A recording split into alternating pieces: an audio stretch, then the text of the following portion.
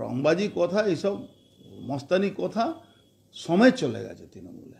তৃণমূল সেই সময় আর নেই।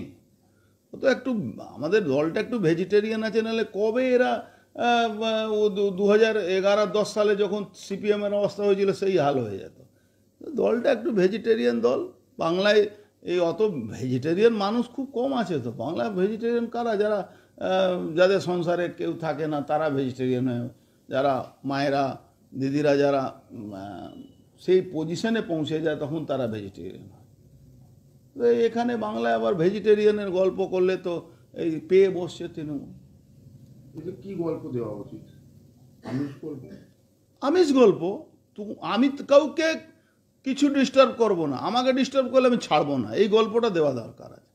আমি তোমাকে কিছু করব না, তুমি আমাকে করতে এলে আমি তোমাকে ছাড়বো না, এই গল্পটা দরকার আছে বাংলা। শাসক দল দাদা যে ভাঙা হাঁড়িটা একটু আওয়াজ বেশি করে।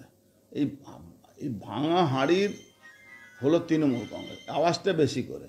এই আওয়াজটা করতে পারতো না যদি হাঁড়িতে আমরা জল ভরে দিতাম, মানে বিজেপি যদি জল ভরে দিত। এই জল ভরাটা হচ্ছে না, এই জন্য ভাঙা কলসি আওয়াজ বেশি করে না, ওই অবস্থা আছে। জল ভরাটা কি? জল ভরাটা যেটা বুঝে নেন, জল ভরা সন্দেশ হয়, জল ভরা নকুলদানা হয়, জল ভরা সব কিছু হয়। জল ভরার কি সময় চলে এসছে? একদম জল ভরা সময় আছে, একদম এসে গেছে। এখন যদি না করে তাহলে অনেক মানুষের ক্ষতি হবে।